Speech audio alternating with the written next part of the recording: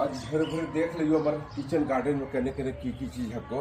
ऐसे तो मम्मी कुछ करवे के इनको मम्मी सब में करेला लगे इनको खीरा ढक रहा लोग ताकि धूप ज्यादा नहीं पड़े।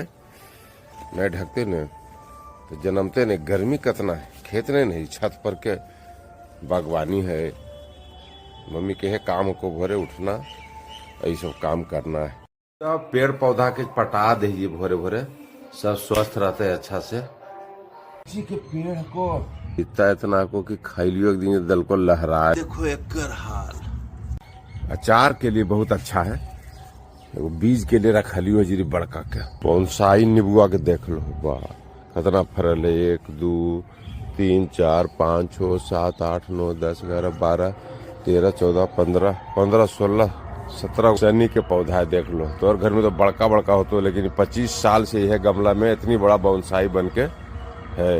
ये पेड़ देख लो कभी देख लो अगर करामा देखो कैसे लजा है।